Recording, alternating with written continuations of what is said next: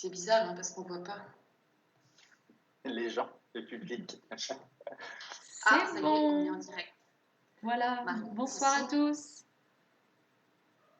Bonsoir. Marion me fait signe qu'on est en ligne. Bonsoir. Je suis heureuse de vous accueillir pour cette rencontre consacrée à l'urbanisme transitoire, donc organisée par la Maison de l'Architecture de Normandie, le Forum, qui est une structure associative, une structure culturelle qui a pour mission de diffuser la culture architecturale, urbaine et paysagère. Pour le dire autrement, essayer de faire comprendre, de partager les sujets liés à l'architecture et notamment les transformations de la société. L'urbanisme transitoire fait partie aussi de ces changements que l'on peut voir depuis plusieurs années en France. Pour aborder ce sujet, j'ai avec moi 3 intervenants que je vais vous présenter. D'abord Simon Hugolin, associé de l'atelier Lucien. Bonsoir Simon. L'atelier Lucien, c'est aujourd'hui une société coopérative qui intervient sur la métropole Rouen-Normandie. Et donc, vous intervenez sur des lieux et imaginez des projets, notamment événementiels, dans une démarche de co-élaboration. Et on vous connaît à Rouen avec la friche Lucien. Et vous avez d'autres projets, vous allez nous les présenter. Nous avons également avec nous Maxence Gourdeau-Montagne. Bonsoir. Bonsoir. Donc, vous avez plusieurs casquettes, mais vous êtes entre autres l'un des membres de la société Les Apaches avec Igor Lenoir, qui est également avec nous. Bonsoir, Igor. Bonsoir. Et donc, vous intervenez sur un territoire entre Paris et Le Havre. Le cœur de votre activité, c'est de fabriquer des lieux de vie et vous partagerez votre expérience, notamment autour du projet La Belle Villoise, situé à Ménilmontant. On avait pris contact, Maxence, autour du projet de l'Halle aux poissons au Havre, mais le projet est retardé, notamment en raison du contexte sanitaire, mais on aura l'occasion peut-être d'y revenir. Avec nous, Marion Vandal, qui est de la Maison de l'Architecture et qui va gérer la technique et notamment les questions quand, à l'issue de notre échange, vous aurez la possibilité de poser vos questions dans le chat et donc Marion pourra les retransmettre à nos intervenants. Avant de rentrer dans le vif du sujet, il me semblait important d'apporter des éléments de définition sur ce que c'est que l'urbanisme transitoire, puisque encore une fois, la Maison de l'Architecture, elle s'adresse à tous les publics, des publics professionnels, mais aussi des personnes qui ne sont pas concernées par ces approches très techniques. Et donc, par l'urbanisme transitoire, on entend des initiatives qui se développent de façon, alors de plus en plus institutionnelle en France depuis une dizaine d'années, qui visent des terrains ou des bâtiments. On voit bien qu'on est à des échelles qui sont différentes, qui sont inoccupés. Alors, ça peut être des hôpitaux, des casernes, enfin des friches, en vue de réactiver, d'impulser de la vie au niveau local de façon provisoire, quand ce site n'ont pas encore un usage décidé ou le temps qu'un projet se réalise. C'est donc une occupation qui est temporaire, c'est une occupation légale, c'est extrêmement important, ce n'est pas un squat, qui impulse des usages, qui attire du public, qui fait converger des publics pour un processus de transformation. Et donc c'est à travers vos expériences qu'on va aussi mieux comprendre ce qu'est l'urbanisme transitoire. Je tiens à préciser que le propos que nous avons ce soir n'a aucune ambition d'exhaustivité. Hein, il est vraiment sur un partage d'expériences. Parce qu'en effet, il y a autant de projets que de situations, et on pourrait décliner à l'infini finalement en fonction des projets. Je vais vous donner la parole parce qu'il est extrêmement important dans la façon dont vous allez présenter vos démarches, de comprendre d'où vous venez, de votre formation, les projets que vous avez pu porter ou que vous êtes en train de porter parce que les choses évoluent. Simon, de l'atelier Lucien, est-ce que vous voulez commencer ? Oui, merci. Merci Anne pour l'introduction. Donc nous, notre histoire a commencé en 2014. En 2014, on est alors étudiant en architecture à l'école de Rouen, donc à Darnétal, dans un magnifique bâtiment industriel, une ancienne usine. Et on décide de créer un événement pour mettre en valeur ce patrimoine, donc le Festival Lucien. Premier événement On se rend compte que ça marche très bien, peut-être trop bien pour le lieu, et c'est à partir de ce moment-là qu'on se met en quête d'un lieu qui peut accueillir ce type de projet. Et c'est comme ça qu'on en est arrivé au final à l'urbanisme transitoire, un peu par hasard, en découvrant cette friche incroyable de centre-ville, le site SNCF Saint-Sever, donc qui fait plusieurs hectares, avec une halle qui fait 15 000 mètres carrés.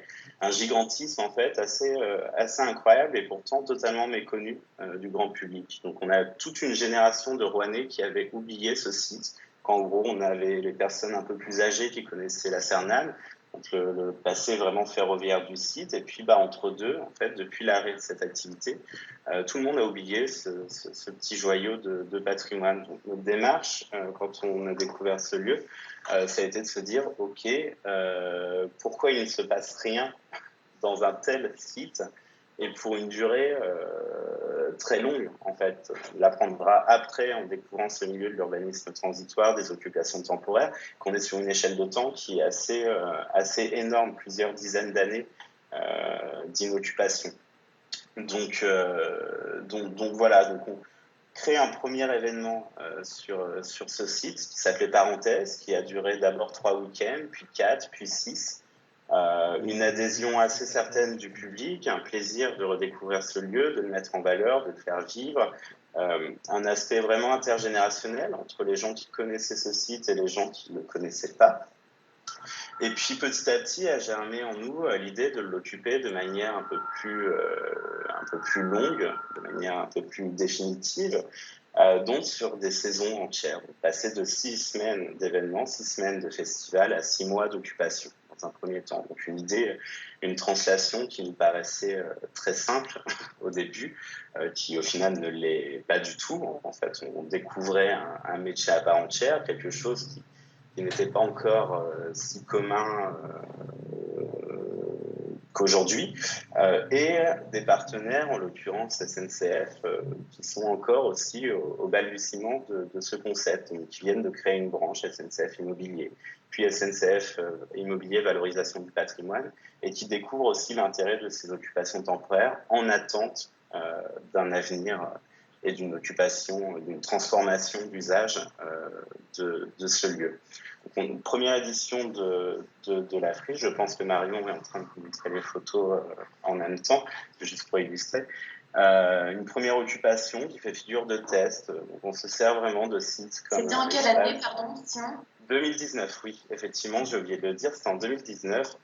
Donc on se sert de ce site, on est encore, on est jeune archi en fait, on se sert de ce site comme espace d'expérimentation avec une structure en échafaudage central, un plan carré, quelque chose de très conceptuel au final. Donc on se rendra vite compte que c'était peut-être pas la meilleure manière d'aborder le sujet, mais c'est une première saison qui nous permet aussi de dessiner la suite et de faire un véritable choix de vie qui est de quitter, non, c'est pas vraiment quitter le milieu de l'architecture parce qu'on est encore en plein dedans, mais en tout cas avoir une pratique non conventionnelle de ce métier d'architecte pour se lancer dans ce domaine particulier de créer des lieux où on peut remarquer que c'est des lieux où on fait société, où on fait corps, où on bâtit une communauté autour de ce lieu, et c'est ça au final qui nous intéresse le plus que la forme, plus que ce qu'on en fait, c'est véritablement les usages, les manquements auxquels on va pouvoir répondre. Donc, en fait, quand on a créé la friche, on répondait à une question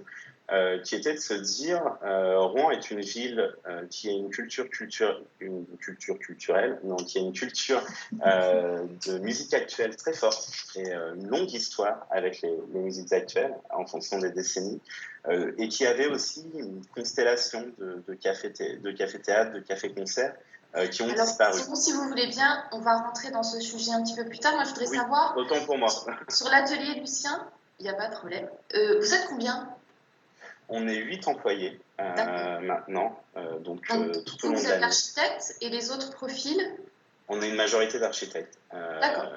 Donc même notre responsable restauration notamment et animation est architecte chez nous. Donc on est vraiment ce modèle de personnes qui ont un peu changé de voie au cours de route. Okay. Donc cette création de coopérative, elle s'est opérée qu'en 2020, donc après la première saison. C'est le moment où on a fait ce choix. Donc vous avez changé votre statut. Voilà, on est passé d'associatif à coopératif, tout simplement. Très bien. Et donc aujourd'hui, ce premier exercice qui est la Friche Lucien nous a amené à développer un certain nombre d'autres lieux dont on travaille sur 4 sujets en ce moment, 4 lieux qui devraient ouvrir dans les 3-4 prochaines années. Alors on va y revenir. Je vais passer la parole à la société Les Apaches. Donc Maxence et Igor, est-ce que vous pouvez vous présenter? Maxence, je commence, Igor. Allez, vas-y. Donc, nous, c'est la société, effectivement, Les Apaches. C'est une société à 2 têtes, puisqu'il y a Igor Lenoir et moi-même qui sommes présents, même si on a 2 autres associés qui sont plus minoritaires. La particularité, ou en tout cas l'histoire des Apaches, c'est notre rencontre. Vous l'avez évoqué en introduction, à la Bellevilloise, donc, où on a travaillé tous les deux un moment, et plus généralement pour le groupe Cult Place, qui est un groupe qui développe des projets, des lieux de vie à dimension culturelle à Paris, en Ile-de-France et maintenant partout en France. Donc on a fait nos armes, si j'ose dire, à l'intérieur de ça pour monter et exploiter des lieux de cette dimension. Aujourd'hui, les Apaches sont, comme vous l'avez évoqué, situés entre Paris et Le Havre. Le Havre avec un premier projet qui a été remporté dans le cadre de Réinventer la Seine, qui s'appelle Rêver, qui est un projet d'établissement flottant au milieu du port du Havre. Et dans l'actualité, plus récemment, effectivement, un autre appel à projet qui est Réinventer Le Havre, cette fois-ci, où on a remporté la Halle aux Poissons. On est une société de conseil, les Apaches, en conception, programmation, production de lieux de vie et de destinations auprès d'opérateurs immobiliers. Et à ce titre, la question de l'urbanisme transitoire, on la croise souvent, puisque se pose la question de comment, sur des projets autant longs, activer un site, par quelle porte on rentre, par quel biais on arrive à proposer déjà un début d'activité avant que le projet, je dirais, pérenne, fini, soit mis en place. Voilà un peu qui on est. L'autre petite particularité qu'on a, c'est qu'on est aussi des exploitants de lieux. Alors, pas aussi grand que la Friche Lucien, puisqu'on a un petit bar de pêcheurs au Havre, à côté du marché aux poissons, qu'on a ouvert cet été. On a eu la bonne idée de l'ouvrir l'été dernier, et on attend impatiemment la reprise. Et il y a peut-être une autre expérience qui pourrait être intéressante, tout un retour d'expérience qu'on peut partager, ça ce sera plus Igor qui le fera, qui travaille d'ailleurs toujours pour la Bellevilloise, c'est l'occupation d'une friche à Ménilmontant, qui s'appelle le 88 Ménilmontant. Igor, est-ce que vous voulez compléter ? Oui, mais ça va être très rapide. Pour le coup, Maxence a dit beaucoup de choses. Bonsoir à tous déjà. En complément, moi, je travaille toujours pour le groupe Cult Place et la Bellevilloise. Je m'occupe du développement de ce groupe. Et c'est à ce titre-là que je collabore sur un projet, sur un site qui s'appelle La Miroiterie, qui est nous un ancien squat, en fait, rue de Ménilmontant. Ça fait 11 ans qu'on travaille sur un projet immobilier foncier classique. Un temps extrêmement long, temps très long, qui a permis une activation et un projet éphémère, provisoire, estival, l'été 2017, puis l'été 2018. Ça a été gelé en vue du démarrage du chantier, du gros projet, qui n'a pas eu lieu, et donc on risque de reprendre, on espère plutôt, reprendre l'exploitation estivale et éphémère cet été. Voilà, donc c'est juste petit complément par rapport à ce qu'a dit Maxence. Moi, je conserve un pied à Paris sur ces activités du groupe Cult Place. Ok. Voilà. Donc maintenant qu'on vous cerne plus, on comprend aussi que vos activités demandent des compétences multiples également, des équipes qui sont modulables, assez hybrides finalement capables de tout faire.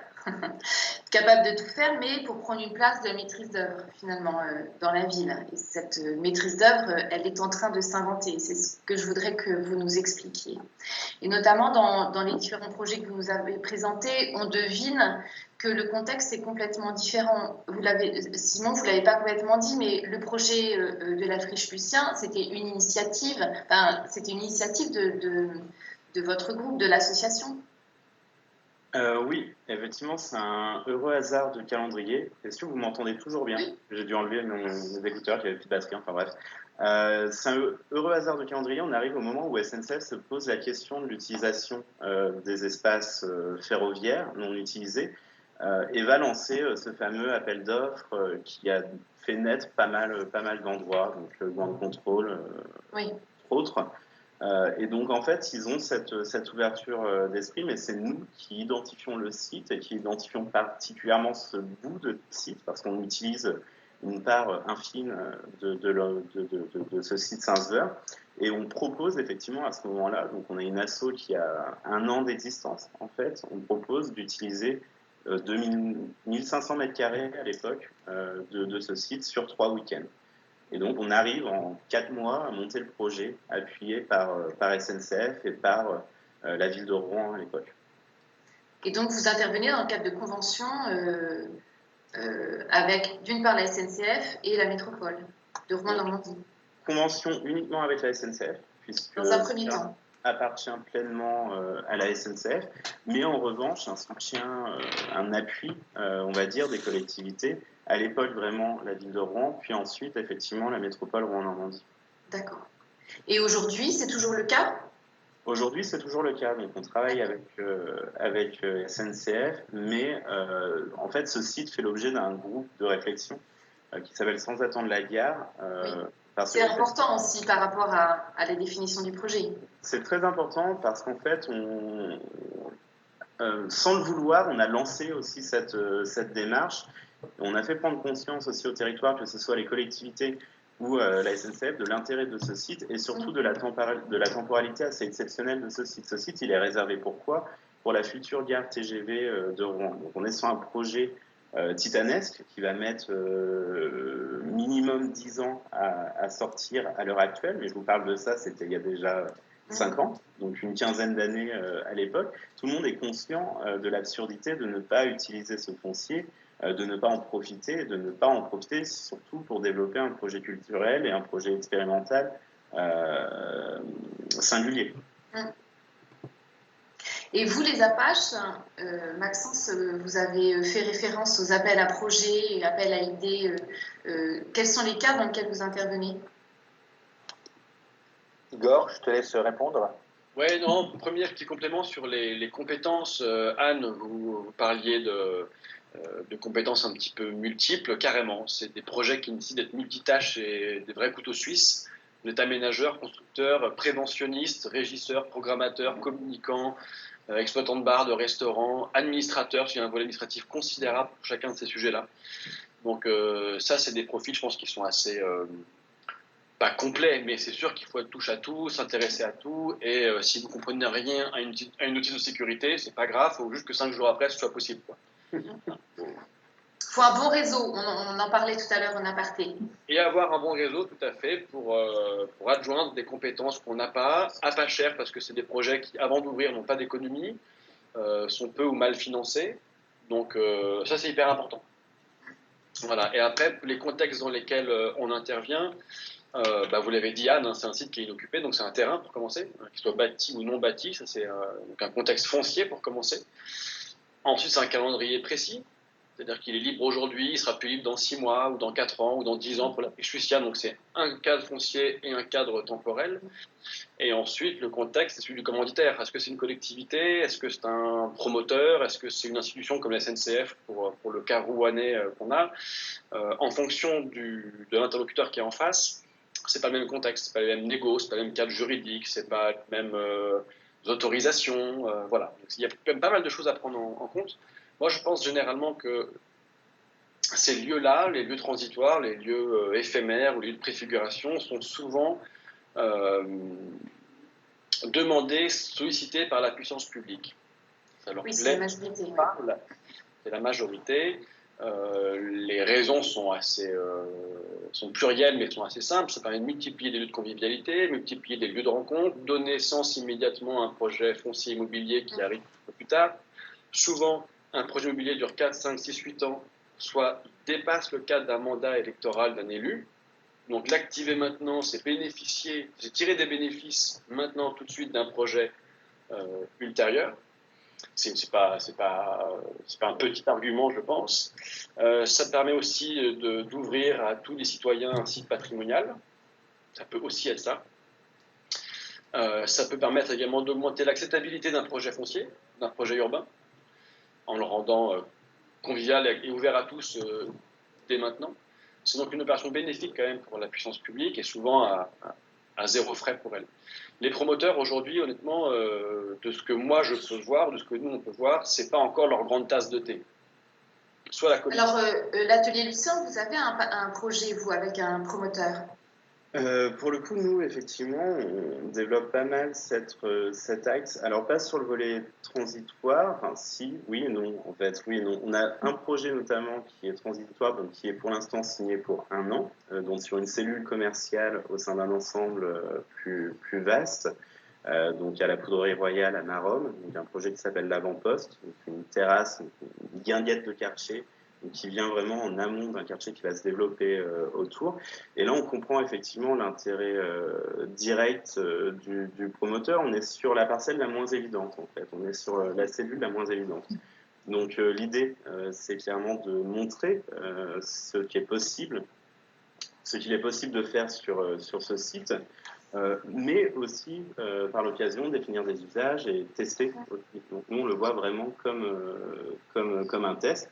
Donc, avec des conditions qui nous permettent aussi de tester des usages, de tester des formules, des types d'événements. Alors, on va en parler justement des usages. Moi, j'aimerais bien qu'on en parle. Alors, vous l'avez dit dans vos présentations, la majorité des projets d'urbanisme transitoire sont destinés à une vocation culturelle, avec notamment pour accueillir des artistes, et aussi des espaces productifs, des projets destinés à l'agriculture urbaine et au sport, mais on voit bien que ces projets réinterrogent aussi la programmation, parce qu'on est dans une occupation temporaire et au regard aussi de l'économie du projet. Et moi, j'aimerais bien que vous nous parliez encore une fois, d'après votre expérience, quels sont les usages et quelle est la programmation de ces sites? Qui veut commencer? Simon, peut-être, vas-y. Ok. Nous, on a appris peut-être à ne pas les définir trop. En fait, on adore penser que la friche est un lieu que les gens peuvent s'approprier et où les gens peuvent créer leurs usages. Donc, on a aussi appris de ces temps-là. Donc, on a essayé de créer un cadre, comment dire, propice et accueillant, mais on a essayé de ne pas définir et trop orienter les usages. Alors après, il y a les prépondérants, hein. Donc il y a effectivement un bar, il y a de la restauration, il y a une scène, puisque notre but aussi c'est de produire des jeunes artistes, mais on a aussi découvert au fur et à mesure plein d'autres usages. Donc on a tout un tissu associatif, par exemple, qui utilise la friche aujourd'hui comme espace de formation, de rencontre, de médiation, donc des choses qu'on n'avait pas définies au début et qui aujourd'hui nous aident à construire les futurs sites. Donc ça suppose quand même une bonne dose de confiance de la part des partenaires qui ont toujours besoin d'être rassurés, c'est normal, et de laisser aussi la possibilité d'inventer des nouveaux usages, quoi. On laisse la possibilité d'inventer des nouveaux usages. Les partenaires, j'ai envie de dire, de manière générale, c'est pas des projets faciles à porter, effectivement, parce qu'ils sont singuliers, ils sont innovants. Ils l'étaient encore plus il y a quelques années, mais ils le sont toujours. Donc effectivement, je pense que dans la plupart des cas, on nous laisse essayer. En fait, on nous laisse essayer, on verra. Et si ça se passe bien, effectivement, on transforme l'essai. Nous, notre première convention sur le site SNCF pour la friche, elle a été d'1 an. Donc on a essayé 1 an. Tout le monde s'est rendu compte que c'était quelque chose de bénéfique, à la fois pour le territoire, mais à la fois pour le propriétaire, puis pour nous, association à l'époque. Et on a transformé cet essai en 2 ans, et puis maintenant en 10 ans. Donc on y va pas à pas. Si vous regardez les différents sites qu'on peut trouver n'importe où en France, hein, à chaque fois, ça donne le sentiment de mouvement ou de projet assez spontané, dans lequel souffle un petit vent de liberté quand même. Le bar d'une friche, c'est pas le bar qui est au coin de la rue. Le restaurant d'une friche, c'est pas le restaurant qui est en face de la station de métro à l'angle du boulevard. Le cours de yoga, c'est pas le même que celui qui est, dans une petite. C'est des mouvements qui sont assez libres. Du coup, je pense, c'est ce que dit aussi Simon, hein, une fois que c'est ouvert, vous êtes quand même assailli de demandes. Oui. La programmation, ça sert à rien de la figer avant, ça n'a aucun sens. Une fois que c'est ouvert, il y a tellement de gens qui veulent en être, y participer, à ce moment un peu spontané et libéré, libre, voire libertaire, que franchement, il faut pouvoir les gérer, ces demandes de programmation, d'accueil, de diffusion, de programmation, de co-réalisation, etc. Donc je pense que la programmation, c'est un truc très important, mais effectivement, à ne pas figer trop en amont pour ne pas frustrer aussi tout le territoire. Et je dirais que l'enjeu derrière, la question qui se pose, c'est de comment structurer et pérenniser ça. Une fois qu'il y a ce mouvement, cet élan, c'est d'arriver justement à le rendre possible sur une durée. Et peut-être pour rajouter à ce qui s'est dit, ce qu'on remarque aussi, c'est que dans l'urbanisme transitoire, l'occupation de friches, etc., c'est souvent des structures assez légères. C'est pour ça que c'est souvent saisonnier. On occupe les espaces extérieurs, ou en tout cas quand c'est des halles, des bâtiments, où il n'y a pas de problématique d'isolation, de chauffage, etc. Ce qui permet d'alléger, dans des conditions en plus d'occupation qui sont elles-mêmes légères, de loyer notamment, ce qui permet de ne pas avoir de pression, de grosse pression financière, de rentabilité, et ça va avec ce que disait Igor, la liberté, et ce que disait Simon également, de tester des choses. Igor, est-ce que vous voulez rajouter quelque chose? Non, sur la partie programmation, non, pas spécialement. Lieu pour installer un projet, ça n'existe pas du tout dans notre pratique. On va plutôt trouver le lieu, ou le lieu va nous tomber dessus d'ailleurs, on ne sait pas, ça dépend, et on va créer un projet sur mesure, effectivement. Toujours le point de départ, en fait, c'est ces contraintes, ces atouts qui font que l'accessibilité, le couvert, encore une fois, chauffer, pas chauffer. Non, sur la programmation, juste un complément, où on redit peut-être là en direct ce qu'on s'est dit juste avant que ça commence, c'est que la friche du 88 Ménilmontant qu'on a exploitée en 2017, qui avait une programmation assez lourde, c'est l'équipe de la Bellevilloise qui a programmé, pas quotidiennement, mais quasiment, des salons, des marchés, des brocantes, des concerts, des festivals, des cours de danse, que sais-je. Il y a eu un gros succès, pas mal de problématiques de voisinage et de nuisance sonore. La deuxième année, on s'est engagé à fermer beaucoup plus tôt la friche. On n'a quasiment rien programmé. Rien de festif, rien de musical en tout cas. Il y a eu 4 concerts en 4 mois. On a eu autant voire plus de clients, une satisfaction générale, je crois, supérieure, un équilibre économique supérieur, et pas de plaintes de voisins et de riverains qui venaient consommer davantage, consommer aussi promener, y jouer, etc. Donc la programmation, elle est importante, elle n'est pas toujours non plus essentielle, indispensable. On peut parfois nous rêver de se transformer en programmateur, mais tous les sites, encore une fois, ne le permettent pas ou pas bien. Et de toute façon, aujourd'hui, crise sanitaire oblige, il va falloir réinventer la fête. Et elle sera, a priori, un peu moins festive en 2021 quand même qu'en 2019. Oui, mais vous êtes créatif, on vous fait confiance. Moi, je voudrais qu'on parle de l'économie du projet. Comment ça tient dans le fonctionnement? Ou comment vous vous payez? Simon, peut-être, commence. Comment je me paye mon salaire de cadre supérieur? Non, mais c'est important. On voit bien que c'est des projets qui sont sur des terrains extrêmement importants, avec une énergie folle, avec des équipes quand même qui sont conséquentes. Souvent aussi des frais, même si c'est à minima de mise aux normes, de sécurité. Comment cet équilibre peut tenir? Donc, nous, très tôt, dans notre histoire, on a choisi de ne pas accepter l'argent public. Donc, on a souhaité en fait des projets culturels totalement indépendants, donc sans subvention, donc sans compte à rendre ni sur les choix programmatifs, ni sur la manière dont l'argent est utilisé. Et ensuite, on a souhaité aussi, et là c'était vachement plus compliqué entre guillemets, ne pas faire de contrat de marque. En fait, nos types de lieux sont souvent, en partie du moins, financés par des grands alcooliers, des marques de bière. Enfin, c'est une part du financement de ces lieux. Nous, on n'a pas trouvé meilleur moyen que de financer nos activités que d'avoir un bar qui fonctionne bien, donc avec un bon positionnement de prix, avec une offre suffisamment restreinte pour que ça soit très facile à gérer, donc très efficace, et avec des partenaires locaux qu'on travaille sur la durée, vraiment. Donc on est très très très fidèles avec les personnes qui nous approvisionnent. Donc voilà, donc l'équilibre en fait de l'affiche tient uniquement la restauration et le bar. Voilà, après il n'y a pas de secret, l'affiche c'est 52 000 litres de bière par saison. Donc c'est le plus gros débit de boisson de Normandie. Donc en fait, la vraie question, c'est comment font les autres. Nous, on mobilise cet argent ensuite pour faire des concerts gratuits. Notre but étant à l'origine d'apporter de la culture au plus grand nombre et de la manière la plus ouverte possible. Et donc vraiment, on aime à dire que quand on consomme à la friche, en fait, on sait où va l'argent. Donc l'argent va à payer effectivement les 8 personnes qui produisent ce lieu et qui travaillent aussi sur les futurs lieux à ouvrir. Mais également à produire des jeunes artistes tout au long de la saison. Et du côté des Apaches? Moi, je ne sais pas si en visuel on l'a, mais il y a un exemple de lieu à Paris qui a fait grand bruit, qui a un immense succès, c'est Les Grands Voisins. Ça a duré quasiment 5 ans. On parle de 35 000 mètres carrés quand même, intérieur, extérieur confondu, ancien hôpital Saint-Vincent-de-Paul. Dans les visuels, je ne sais pas si je l'avais mis, il y a le petit camembert qui récapitule les ressources du projet. Est-ce qu'on l'a celui-là? Et je vérifie, non, on l'a. Si on l'a. On l'a, Marion, c'est l'image qui s'appelle Grand Voisin M.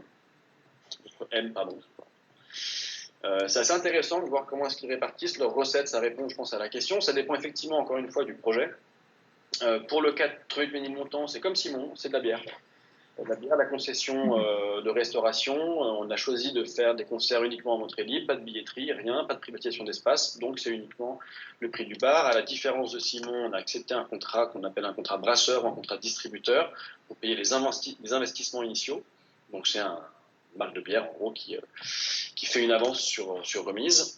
Voilà. Pour ce qui est des Grands Voisins, ce qui est étonnant, c'est que c'est quand même un business model qui est plus large, qui est un peu plus vaste. Parce que le site était énorme. Ils avaient de l'action sociale, pédagogique, artistique, ludique, de loisirs, de formation professionnelle, de bureaux. Et donc, ils avaient des loyers, ils avaient non pas des subventions, mais des subsides de l'État, puisqu'ils avaient un volet hébergement d'urgence très conséquent. Donc, ils étaient en partie payés de ça. Et ensuite, des rétrocessions, bar-restaurant. Et un peu de privatisation. Mais en gros, on retombe sur ce que dit sur ce que dit Simon, pardon, de la friche. Ça doit arriver. C'est une économie qui tourne beaucoup autour des questions du bar-restaurant. Oui, d'accord.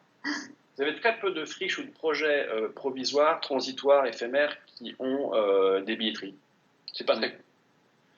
Sauf des lieux. Le point éphémère, par exemple, on a aussi quelques images. Le point éphémère, au départ, monté par le collectif Usine éphémère à Paris il y a 15 ans, 16 ans. Au départ, c'est une ancienne caserne. Ça doit durer quelques années, ça en fait 16. Le projet est pérennisé, il ne bougera pas. C'est une salle de concert structurante de l'Est parisien.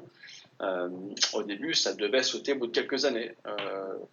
Donc le modèle économique change. Si vous devez rester 5 ans, au final, vous êtes pérennisé. Les loyers sont plus du tout les mêmes. Vous devez avoir un cadre pérenne, comme tout commerce, entre guillemets, même si c'est un simple commerce, une salle de concert. Mais vous rentrez un peu dans les clous. Et on voit bien que plus le temps passe, finalement, plus le statut du projet évolue. Oui, pour ceux qui ont la chance de se caler sur un temps long, ce qui est très rare. Hein. Encore une fois, la Friche Lucien, qui a une convention aujourd'hui de plusieurs années, c'est des cas pas très courants quand même. Hein. Moi, alors là, le cas du site Ordinaire, qui est un cas assez connu des Parisiens, puisqu'il y a eu un projet de friche et d'activation pendant 3 ans, je crois, sur ce site, qui a eu un succès considérable. Aujourd'hui, il est question qu'une nouvelle équipe dont je fais partie via la Bellevilloise prenne possession de ces murs de manière provisoire. On nous parle de 13 mois. 13, 16, 18 mois pour aménager une milliers de mètres carrés. C'est plus la norme, malheureusement, des demandes de promoteurs qui ne peuvent pas perturber un calendrier de chantier que le cas de la Friche Lucien, où effectivement, vous avez une concession longue. Une concession longue, ça permet aussi sûrement d'autres modèles économiques. Alors justement, parlons de ce temps, le temps du projet. On sait que le temps de la fabrication de la ville, c'est un temps long. On parlait aussi tout à l'heure du temps du mandat électoral. dans lequel se fabrique aussi la ville, alors que le temps du projet de l'urbanisme transitoire est normalement plus court. Comment ça s'articule? Moi, je pense que c'est là que ça intéresse les collectivités, notamment, c'est que la question de l'urbanisme transitoire vient combler le temps de l'urbanisme qui n'est pas à l'échelle des usagers, en fait, des gens des voisins, des habitants, qui, eux, ont un quotidien et n'ont pas la capacité à se projeter. Enfin, en tous les cas, c'est pas lié avec un quotidien. L'urbanisme transitoire, comme on l'a dit, c'est maintenant, c'est tout de suite. C'est d'abord une énergie d'un groupe qui vient monter quelque chose et ça permet justement de combler cet interstice-là, là où peut-être à une époque, il y avait juste des barrières, un gardiennage et le lieu était contourné. Donc ça, c'est plutôt une vertu d'arriver sur ce temps court à produire de la ville. Carrément d'accord. Combler l'interstice, c'est quand même la réalité pour beaucoup d'opérateurs privés, les promoteurs qui ont la main sur la plupart des mètres carrés, qui sont les aménageurs et les constructeurs. Un projet transitoire, pour eux, ça a le mérite de boucher un trou. Boucher un trou dans le calendrier. Et ça sécurise aussi un site à pas cher. C'est-à-dire que, par exemple, pour les grands voisins, l'aménageur public économisait 1 million d'euros par an en gardiennage, en le confiant à un tiers qui l'a exploité. Donc voilà, vous économisez du gardiennage, vous avez une première remontée locative, mais fondamentalement, vous comblez une interstice. Et je pense qu'on a tout intérêt à se tourner vers des temps longs, parce qu'on a peut-être, en tout cas les aménageurs ont peut-être réfléchi la ville très rapidement à certaines périodes, et l'occupation temporaire, ce moment transitoire, peut aussi faire naître de nouvelles idées d'occupation, peut réorienter le projet. Alors je crois que c'est un peu vrai sur les grands voisins notamment, où il y a des éléments qui vont rester, qui n'étaient pas prévus dans le projet urbain de base. Alors Simon, vous dites le temps long. Alors c'est quoi pour vous le temps long? Non, le temps long, en fait, nous, on milite énormément sur le fait de ne pas avoir d'idées préconçues. Donc, ne pas dire, effectivement, à tel endroit... Igor faisait part d'un projet tout à l'heure où c'est 1 an, et là, visiblement, par rapport à l'investissement, etc., c'est trop court. Oui, mais alors, c'est 1 an qui font suite à 3 années d'occupation temporaire. Alors, je ne sais pas du tout à Ordener s'il y a des idées fortes qui ont émergé durant ces 3 premières années. Nous, quand on pense à la fin de la friche, même si c'est dans longtemps, on espère qu'il restera quand même quelque chose, non pas un conteneur, non pas quelque chose de symbolique, mais plutôt dans les usages, dans cette idée de place de village, de dédale de structure. On espère qu'il restera quelque chose. Parce qu'on pense qu'on a révélé des usages intéressants et qui permettraient de pousser la ville et surtout les espaces publics de la ville à un autre niveau, en fait, que simplement ce qu'on peut imaginer dans nos bureaux d'architectes, d'ingénieurs, d'urbanistes, en fait. Igor, vous vouliez intervenir?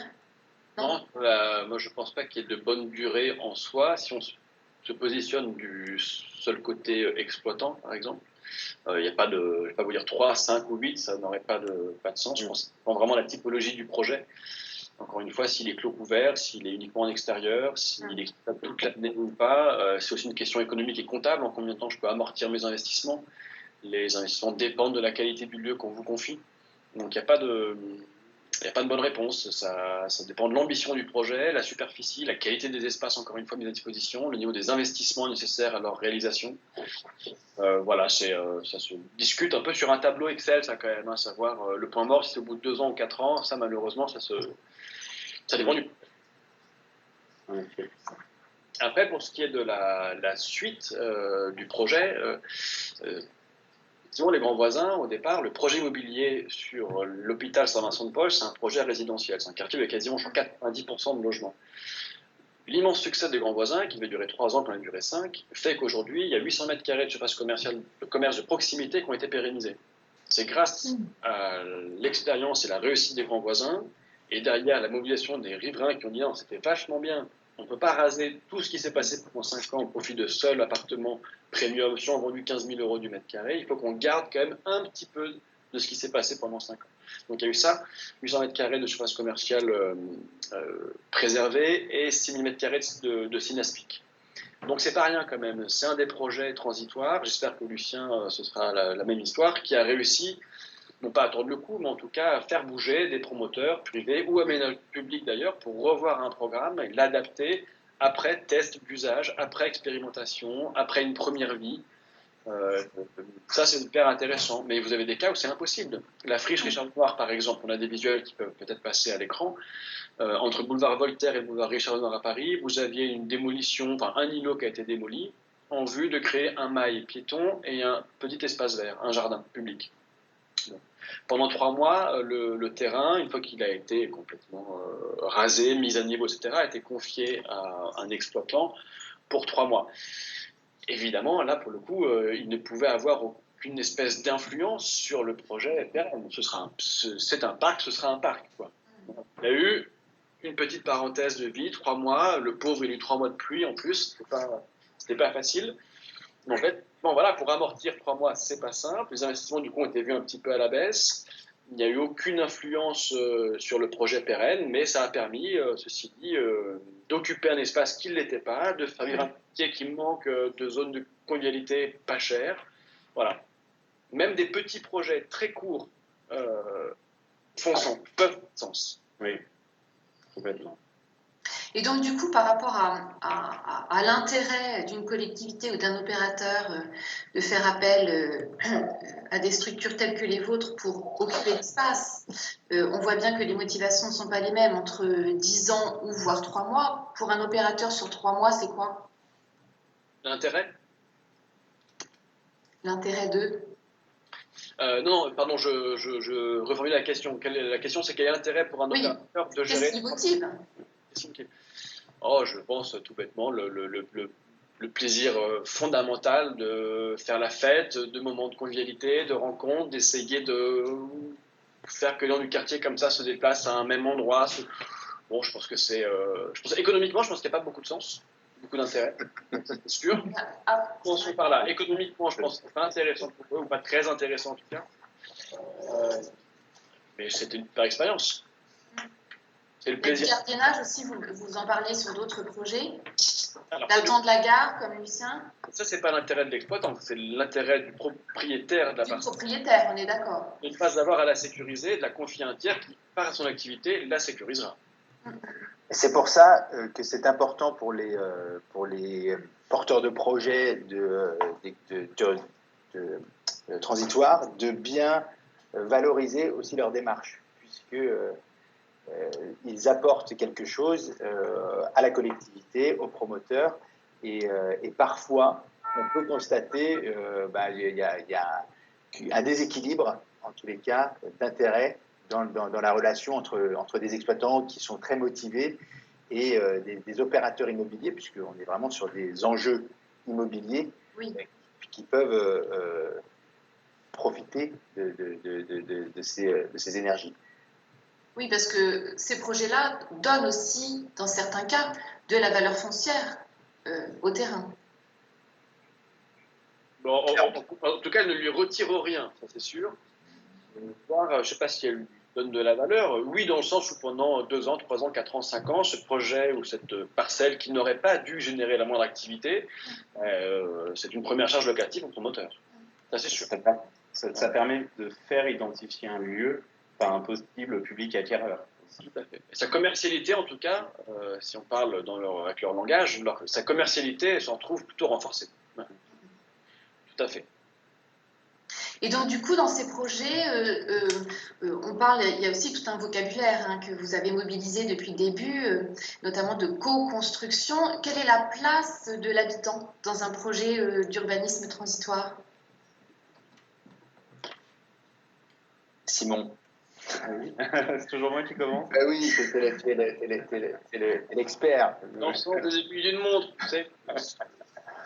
Nous, on pense que l'habitant, il est central, clairement, dans nos réflexions, ou en tout cas l'humain. Donc nous, on travaille sur une échelle, on attire à la friche, en tout cas, des personnes qui viennent du bassin métropolitain, principalement de Rouen, On a aussi un facteur assez intéressant d'attirer une population qui n'avait peut-être pas l'habitude d'aller sur la rive gauche de la ville, donc de faire découvrir cet espace-là et d'en créer que plus de mixité. Donc nous, c'est quelque chose qu'on essaie de pousser, donc que ce soit les relations avec notre voisinage direct, donc comment ce lieu devient un point de repère pour les habitants du quartier, comment ce lieu aussi favorise un esprit de quartier. On aimerait que les gens du quartier Saint-Sever soient fiers d'avoir la friche proche de chez eux, mais aussi également et surtout comment on crée de la mixité entre différents types de publics. Donc il y a l'habitant proche, il y a l'habitant de la ville, il y a l'habitant qui découvre ce territoire. Donc, nous, on travaille plutôt la mixité plutôt que les habitants directs uniquement, en tout cas, et seuls. Sachant qu'on peut retrouver, parce qu'on est quand même sur des activités festives, Igor l'a évoqué un peu tout à l'heure, et c'est quand même quelque chose de récurrent, des zones de friction avec les riverains, notamment en termes de nuisances sonores, ça bouscule une certaine forme de tranquillité, même si des fois c'est trop endormi. Et donc il y a vraiment un travail très important à faire d'associer les riverains et les habitants au projet et d'adapter le projet aussi au contexte, à son environnement. Et en tous les cas, ça s'est vérifié pour le 88 millions de temps, ça a été bénéfique finalement au projet, quand bien même il fallait fermer plus tôt, l'acceptabilité étant plus grande, les gens... Hein, c'est ça, Igor? Oui, tout à fait. Et je pense que dans la construction du projet, mais ça sinon je pense le fait très bien, et les grands voisins l'ont très bien fait aussi, c'est associer toutes les structures associatives, porteurs de projets, artisans. Bon, je ne peux pas citer toutes les structures potentiellement accueillies, ou en tout cas toute la synergie possible avec l'écosystème local, mais c'est de travailler au plus proche du lieu, au plus proche du site. Il est inutile de faire venir sa bière d'autres bouts de l'Europe, il est inutile... il faut travailler en local sur ce genre de projet-là. C'est ce qui fait sens, en fait. Oui, exactement. Ça n'a du sens que comme ça. Donc l'humain, c'est le riverain. Le riverain, c'est pas celui qui dort au-dessus et qu'on va déranger avec des boum boum boum le vendredi. C'est en fait celui qui rêverait d'être fleuriste et qui le dimanche vend des compositions florales dans le site parce qu'en fait le lundi il fait autre chose. C'est la boulangère qui veut se tester sur un nouveau truc et du coup le samedi a une petite concession parce que sur place il y a un petit marché de producteurs le samedi. La boulangère elle s'amuse le samedi à faire venir son petit pétrin. Bref, c'est essayer de trouver des initiatives locales au plus proche du site et d'en faire un joli condensé. Donc l'humain est important et le local l'est beaucoup. Je pense que c'est des lieux qui réussissent surtout quand ils n'oublient pas ça. Qui pose la question de la réplicabilité. Oui, c'est ce que j'allais vous dire. De projets, où il y a vraiment... c'est à la fois sur mesure, toujours très contextuel, et difficile finalement d'imaginer pouvoir monter une franchise de friche, par exemple. Même si on retrouve des ingrédients souvent communs, des problématiques récurrentes, des problèmes récurrents également, voilà, mais ça n'est pas réplicable. Donc des exploitants qui ont une chaîne de projets, c'est pas possible à travers la France? C'est un autre projet.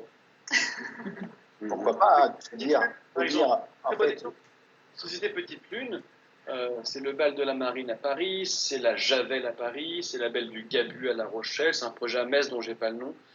Les frigos. Les frigos? Un truc comme ça. Bon, bref, ils ont plusieurs projets à Paris et en province. Je pense que chaque projet est travaillé comme si c'était le premier et le dernier. Voilà, on peut en avoir 8. Si on travaille sur 4, c'est pas la question. Mais en tout cas, c'est pas une chaîne. Non. Pas une chaîne. Ça ne correspond pas aux valeurs. Moi, je me souviens quand on a échangé en amont avec vous, ce sujet a été beaucoup développé. Et puis on l'a dit tout à l'heure, en fait, on crée le projet en fonction du lieu. Donc il n'y a pas de lieu pareil, en fait. C'est juste impossible de trouver les mêmes contextes, que ce soit sociaux ou architecturaux d'ailleurs. La scénographie ne sera pas la même, du coup les activités ne seront pas les mêmes, les partenaires ne sont pas les mêmes, les clients ne sont pas les mêmes, les visiteurs ne sont pas les mêmes. Par contre, je pense que Simon le dira mieux que nous, mais rentrer dans un deuxième projet, troisième projet de friche, il y a quand même un gain d'expérience qui n'est pas le même. Du coup, je pense qu'on gagne du temps, on évite certains écueils. Mais ce qu'il faut garder en tête, c'est comment réussir aussi la magie qui fait que ça a pris la première fois. Et ça, c'est pas une recette. C'est pas une recette. Oui, il y a des fois des déceptions. La mayonnaise, des fois, prend pas. C'est pas de mayonnaise. Et donc, derrière la mayonnaise, il y a. Et je pense que c'est pas si simple. On a parlé des compétences, d'être un petit peu couteau suisse. Je veux pas nous auréoler d'une couronne, que ce soit Simon ou nous, mais je pense que tout le monde n'est pas capable de faire un bon projet transitoire ou un bon projet éphémère, provisoire, appelons-le comme on veut là. Mais je pense qu'il faut être extrêmement réactif, extrêmement à l'écoute, ne pas aller trop vite, surtout savoir être très explosif dans sa capacité à réagir et à avancer, à construire, à aménager et à ouvrir, et en même temps être très précautionneux et humble sur la programmation, le lien avec le territoire. Donc je pense que ça demande des mouvements parfois un peu contraires, un peu de sagesse, pas mal de compétences quand même, et on connaît... Les équipes jeunes aussi. Les équipes plutôt jeunes, c'est un rythme un peu soutenu, donc il ne faut pas... voilà. On connaît des investisseurs ou promoteurs qui sont sur des projets là avec des porteurs de projets pour une exploitation provisoire ou transitoire, avec qui c'est pas simple. Parce que je pense que beaucoup de gens aujourd'hui ont envie de faire ça, le moindre collectif qui organise des soirées, etc., ont tous envie de leur lieu de l'été. Et je pense que tout le monde ne peut pas s'improviser exploitant et opérateur de lieux comme ceci. Parce que c'est pas si simple. Je veux bien le croire. Et puis, au-delà aussi de toutes ces compétences que vous avez listées, et Maxence, vous l'avez abordé quand on a échangé pour préparer notre échange, et vous l'avez évoqué en évoquant le projet de la halle aux poissons, en effet, qui est en ce moment arrêté. Vous m'avez dit que dans le cadre du contexte sanitaire en ce moment, il n'était pas possible de tenir l'énergie.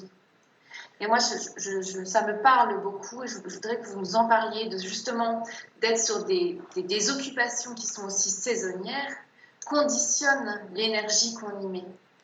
C'est le corollaire, c'est-à-dire que si c'est des projets qui sont justement basés sur une énergie, une spontanéité, d'un collectif, d'un groupe, de la co-construction, cette question de la mayonnaise, ça leur donne, c'est ça qui leur donne leur force et leur pouvoir d'attractivité.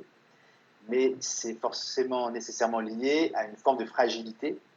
Et dans un contexte comme le contexte actuel, c'est effectivement, ça rebat les cartes, il y a des nouveaux problèmes, des nouveaux enjeux qui font que ça peut être plus difficile de faire face à des difficultés. Après, là, le poisson, pour compléter ou pour corriger, pardon, il n'est pas arrêté. Il n'est pas arrêté. C'est la préfiguration 2020 qui a été suspendue à cause du Covid et la préfiguration 2021 qui est, elle, suspendue, on va dire, à la question de la résolution de la crise sanitaire. Donc, c'est un immense point d'interrogation qui fait, comme pour tous les lieux, hein, pareil pour la friche Lucien, qu'aujourd'hui, on ne sait pas si ça ouvre en mai, en juin, en juillet, ou si ça va ouvrir ou pas. Et quand c'est une réouverture d'un lieu déjà établi, c'est quelque part un peu plus facile, comme il y a des salariés à payer, donc c'est pas que tout est simple. Mais quand c'est une création, une première ouverture, c'est extrêmement compliqué d'ouvrir sans date, sans perspective, pour financer, pour agglutiner des compétences tierces et des partenaires, c'est extrêmement compliqué. Ouais. Donc là, je rejoins Maxence que l'énergie à mobiliser, elle n'est pas facile à maintenir en l'état aujourd'hui, pour ce type de projet. Cette crise, évidemment, est très consommatrice d'énergie. Et le lancement d'un projet, effectivement, ça prend beaucoup d'énergie, ça mobilise. Il faut qu'on puisse anticiper, il faut qu'on puisse être aussi, entre guillemets, sur les starting blocks sur un lancement. Et c'est vrai que cette crise remet un peu tout en cause sur ça. En tout cas, nous, ça nous a appris juste que la raison, peut-être, pour laquelle on fait ça, parce qu'on ne s'est jamais posé la question avant cette crise, c'est qu'on aime le lien. En fait, on aime créer du lien, que ce soit entre nous et les personnes qu'on reçoit, qui sont un peu comme nos invités, mais ils sont aussi chez eux. Et c'est eux qui font le projet. Et aujourd'hui, au final, on a cherché, en tant que jeune entreprise, avec 8 salariés, avant même les considérations financières, on a cherché à conserver le lien et à se dire comment on peut maintenir et épauler aussi, s'épauler, nous, communauté qui faisons vivre la friche la moitié de l'année, comment on arrive à s'épauler dans cette période. Et tout ça, ça consomme énormément d'énergie, c'est certain. Alors, sinon, le point que vous venez d'aborder est une transition toute trouvée pour ma dernière question. Moi, je voulais savoir qu'est-ce qui fait pour vous que ces projets d'urbanisme transitoire sont des projets réussis? Est-ce que c'est justement le lien que vous avez pu créer? Parce qu'on voit bien que dans les projets, enfin les exemples que vous avez pu citer, des fois c'est quelque chose qui se transforme, des fois c'est quelque chose qui s'arrête. Et c'était défini comme ça, il n'y a pas d'échec au fait que ça s'arrête.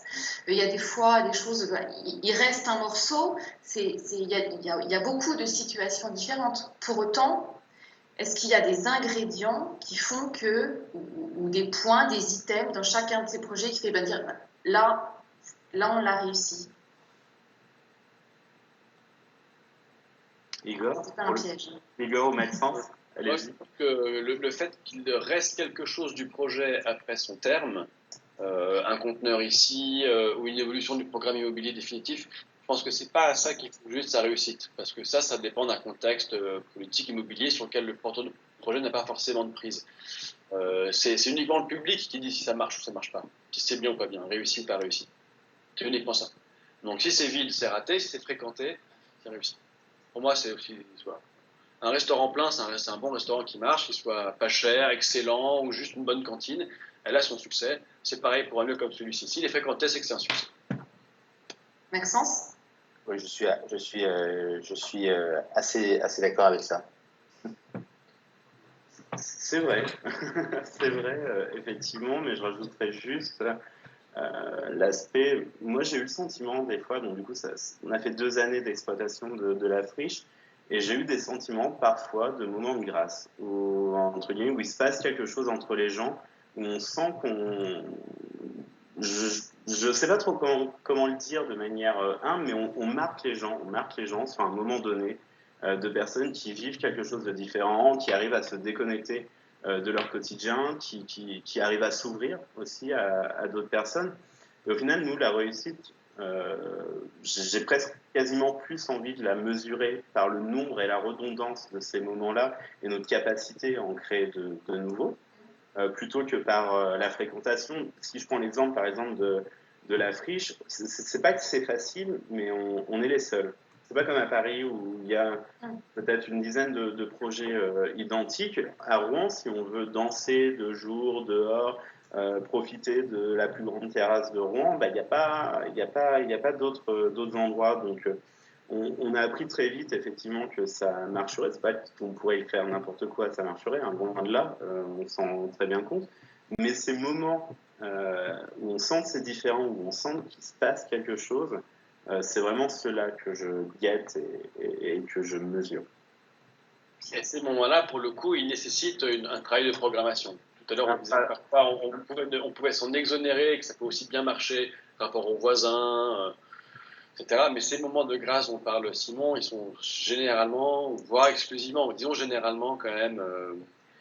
La programmation ou même la construction du lieu, sa mise en scène, ça peut être aussi le moment de l'ouverture ou le premier coucher de soleil où effectivement on va voir qu'il se passe quelque chose dans la disposition du lieu qui fait effectivement que les gens passent un moment particulièrement bon. Nous, on s'en est rendu compte quand on a fait notre première saison. On a fait des erreurs vraiment dans la structure du lieu qui ont fait que quand il était rempli sous un seuil, on s'y sentait particulièrement pas bien. Vraiment, le lieu un peu froid, trop vide, alors qu'au contraire, quand il était plein, c'était absolument incroyable. Et c'est quelque chose qu'on a essayé, et je pense réussi à corriger la 2e année. Donc effectivement, ça tient à la programmation et c'est très important. Cette année, on essaie de produire un spectacle de feu qui va mettre en scène toute la friche. C'est clair qu'on espère que ça sera un moment incroyable. Mais je pense que ça réside aussi dans notre expérience à créer des situations, à créer des espaces. Mais il y a des architectes, j'imagine, qui nous regardent. C'est ce qu'on recherche, en fait, quand on conçoit un bâtiment. Merci. Marion, est-ce qu'on a des questions? Ou alors je peux d'abord inviter les gens à poser leurs questions dans le chat. Alors oui, j'ai rallumé mon micro. J'espère que tout le monde m'entend. Oui, avec. On a pas mal de questions en effet, donc on va pas pouvoir toutes les poser. Donc je vais essayer de vous faire une petite sélection en essayant de ne froisser personne. On va peut-être commencer avec l'atelier Lucien, la friche Lucien. Il y a 2 questions un petit peu en commun de Julie et je n'ai pas le prénom, c'est un pseudo Hélène Deveau qui vous demande si vraiment les habitants de la rive gauche viennent à la friche, les personnes du quartier Saint-Sever, est-ce qu'elles se déplacent à la friche et un peu complété avec une réflexion entre rive droite, rive gauche, et s'il y a trop de personnes, des personnes de la rive droite qui viennent, est-ce qu'on a un risque de bobotisation qui a été mis entre guillemets du quartier qui évincerait un côté peut-être un peu plus populaire, comme vous le demande la personne? C'est quelque chose qu'on mesure difficilement. Aujourd'hui, notre outil pour mesurer ça, c'est un sondage qu'on sort en fin de saison. Et il y a environ à chaque fois 1000 personnes qui répondent à ce sondage. Ce qu'on remarque, c'est qu'il y a de plus en plus de gens, en tout cas de répondants, provenant de la rive gauche, qui viennent à la friche. Donc ça, c'est déjà une première chose, c'est une satisfaction pour nous. Ensuite, avec les interactions qu'on a avec les habitants directs de la friche, donc pour des problématiques de son ou même autres, on se rend compte que ce rapport aussi a énormément changé et que eux vont être aussi de plus en plus moteurs pour proposer des choses à destination du quartier. Donc, par exemple, il y a une fête de quartier qui est dans les tuyaux, donc qui sera pour le coup vraiment destinée à destination des habitants proches de la friche, donc du quartier Saint-Sever. Sur l'aspect boboisation, gentrification, effectivement, bon, c'est quelque chose dont on est souvent taxé.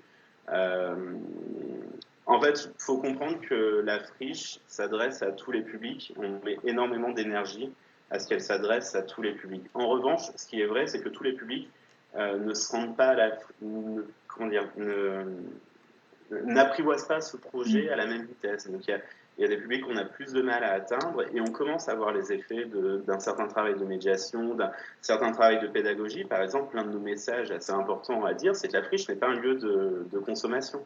On peut venir à la friche sans manger, sans aller au bar, juste pour jouer à la pétanque, par exemple. Mais ça, dans l'esprit des gens, en fait, c'est quelque chose qui n'est pas naturel. En fait, on entre dans un espace qui a une identité d'espace privé, mais pour autant, on peut quand même y passer du temps sans être amené à consommer.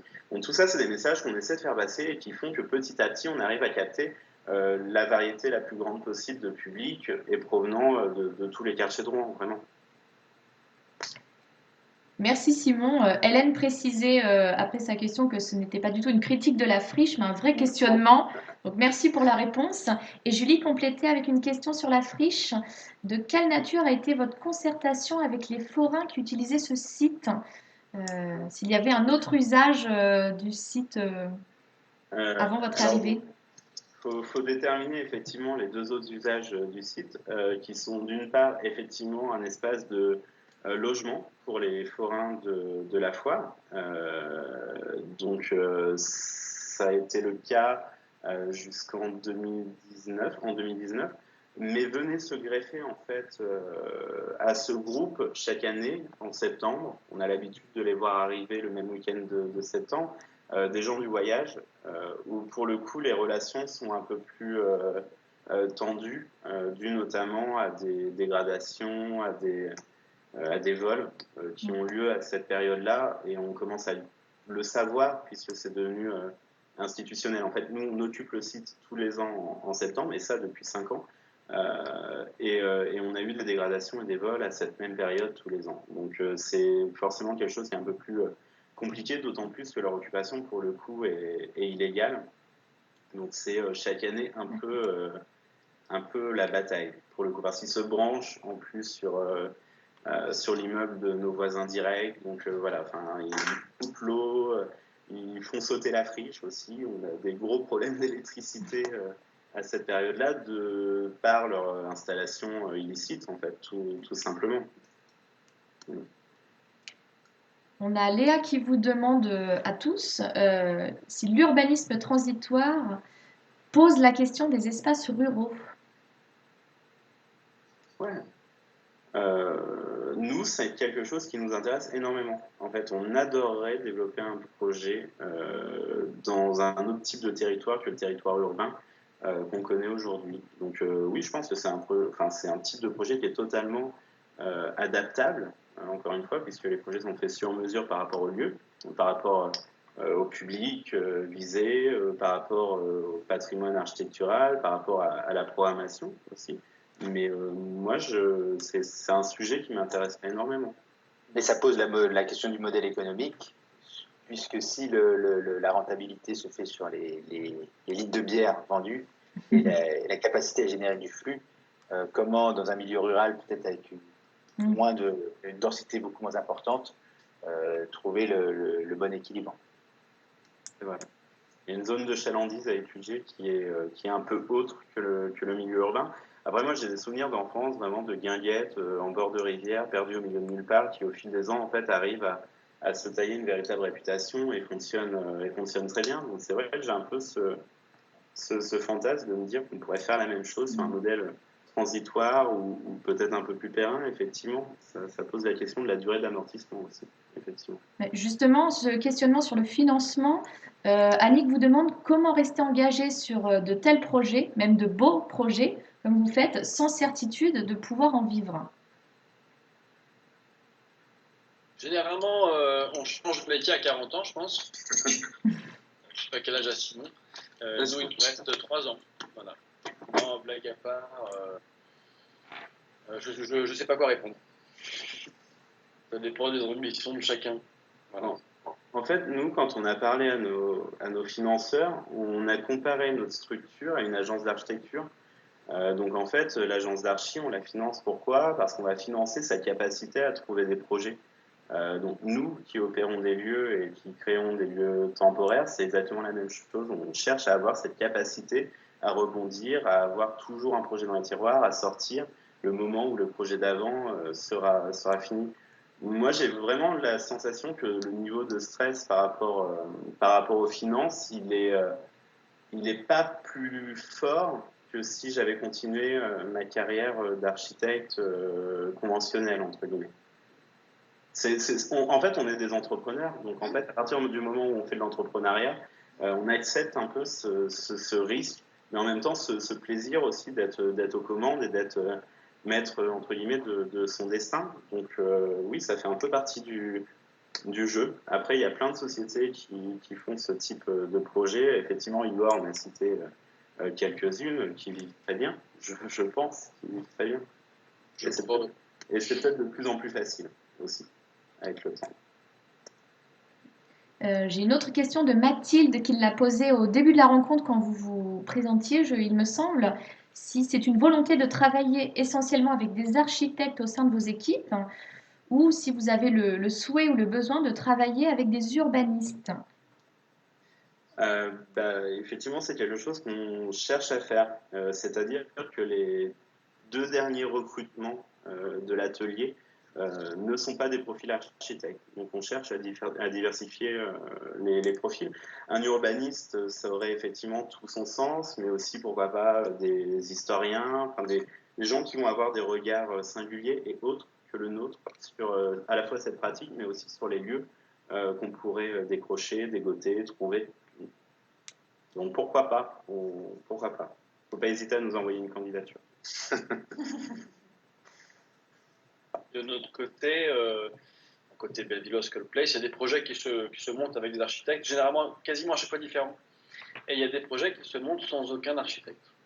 Voilà. On assure seul le dessin, la scénographie, comme s'il y a assez peu de bâti, du bâti lui-même très provisoire. Disons que la plus-value d'un architecte est parfois un peu moins évidente. En tout cas, son implication n'est pas indispensable. Il faut à minima un préventionniste et quelqu'un qui peut vous faire un dossier de sécurité pour que les autorités compétentes valident la conformité aux normes de l'espace. Mais ça, honnêtement, sans injurier les architectes qui nous écouteraient, il y en a plein qui ne savent pas le faire ou qui le font très mal. Donc parfois, un bon préventionniste vaut mieux qu'un architecte. C'est vrai. C'est vrai aussi, sûrement. Mais ça dépend des projets, encore une fois. Hein, si, ça dépend de sa superficie, de son ambition. Nous, notre particularité, c'est qu'on construit beaucoup. En fait, on a un terrain extérieur et on construit des éléments. Donc, c'est indispensable, mais je rejoins totalement Igor. L'aspect majeur, effectivement, c'est le dossier de sécurité, c'est le dossier de production, c'est être capable de communiquer ses idées aussi. Donc, en ça, il n'y a pas que les architectes, effectivement, qui sont capables de le faire. Nous, on est une majorité d'archi. Pourquoi? Parce qu'on s'est rencontrés à l'école d'architecture. Hein. Enfin, c'est ça. Mais d'ailleurs, les grands voisins, c'est monté entre autres par Yes Lucamp. Yes Lucamp, c'est une agence d'archi au départ. Hein. Donc un profil similaire à Alors, qui m'en raconte. Ouais. Ce qui est vrai, c'est qu'il y en a énormément dans le milieu. Il y a énormément d'architectes qui aujourd'hui travaillent les sujets transitoires ou les lieux de chair. Est-ce que ça interroge les usages? Complètement. Et on revient sur des échelles et aussi des rapports de force entre parties prenantes du projet qui sont peut-être plus gérables que ce que propose aujourd'hui le milieu de l'architecture. Et la place de liberté, on l'a évoqué aussi. Ouais, il faut rajouter qu'aujourd'hui, moi je ne suis pas architecte pour le coup, j'en ai pas la formation, j'en connais plein, là, il y avait compris dans le cercle familial proche, mais c'est quand même un environnement qui n'est pas simple aujourd'hui. Il y a beaucoup d'archis, il y en a beaucoup qui sont pas forcément en difficulté, mais donc peut-être aussi il y en a beaucoup qui disent tiens, opérer effectivement un projet comme celui-ci, c'est excitant, l'archi a de base, je pense, plein de bonnes idées, plein de compétences pour ça, et puis c'est aussi un autre moyen en fait de faire pourquoi pas carrière, de s'amuser, de gagner sa vie, pourquoi pas, alors que l'environnement premier des archis n'est pas toujours ça. Et je peux vous demander, alors pour le coup c'est moi qui fais les questions, mais Igor et Maxence, c'est quoi vos formations de base? Moi c'est prépa littéraire, études d'histoire et un master en ingénierie culturelle à Sciences Po. D'accord, cool. Ok, tu vois, histoire. Non. Et moi j'ai fait une école de communication et j'ai atterri là-dedans vraiment un peu par hasard en rencontrant Renaud Barrier, le directeur de la Bellevilloise, et je me suis formé à ce métier-là en fabricant à ses côtés, pas par une formation. Oui, encore une fois, des profils hyper ouais. C'est ça. On prend peut-être une dernière question si on a encore 2 minutes. Avant de clore, Alexandre a posé plusieurs questions sur les commentaires. J'en retiens une qui est peut-être une réflexion. On va voir vos réponses. Il se demande si finalement l'urbanisme transitoire, n'est-ce pas faire de la politique de la ville sans mandat? Dure dernière question. Ça serait être acteur, c'est contribuer. Ouais, voilà. C'est contribuer à la fabrication de la ville. Influencer la fabrique de la ville, ouais. Ça ne s'y substitue pas. Par contre, par son caractère spontané, son appropriation de la ville, c'est justement ça peut aider ceux qui ont le mandat à la concevoir, à la fabriquer. Totalement d'accord avec Maxence. Pas mieux. Cher Alexandre. Merci à tous pour les... Je vous remercier très sincèrement de votre participation et d'avoir, j'espère en tout cas, éclairé les personnes qui nous ont suivis sur ce qu'est l'urbanisme transitoire, parce que je pense en effet que c'est un outil au service de la fabrication de la ville. Après, ça dépend ce qu'on en fait, bien sûr, mais une nouvelle façon aussi de mobiliser, d'interroger les habitants. C'est un espace de liberté aussi, on l'a vu, de flexibilité et puis d'optimisation foncière. On sait bien qu'à Rouen, qui est une ville dense, d'occuper aussi tous les interstices, ça offre aussi des possibilités. Donc merci beaucoup pour vos éclairages et puis votre énergie et votre passion. C'est toujours ça qui est intéressant de rencontrer de nouvelles personnes. Merci à Marion pour la technique. Merci à vous quatre. On va projeter aussi nos prochains rendez-vous. Pour ceux qui le souhaitent, on se donne rendez-vous dans une semaine. On a une nouvelle rencontre en visio. Là, on est toujours aussi sur la question des usages, mais on s'intéressera à la question du genre dans l'espace public et comment cette prise en compte du genre revoit la façon d'aménager les espaces publics. Merci beaucoup à tous. Merci. Merci à vous. Merci. Et j'espère rendez-vous cet été sur la friche, Lucien. On espère. Ou chez Lily. Allez, et bientôt à la Poisson. Carrément, mais venez. La Maison de l'Architecture essaiera de vous tenir au courant sur ses réseaux sociaux pour partager vos événements avec grand plaisir. Merci à tous. Merci. Au revoir. Au revoir. Au revoir.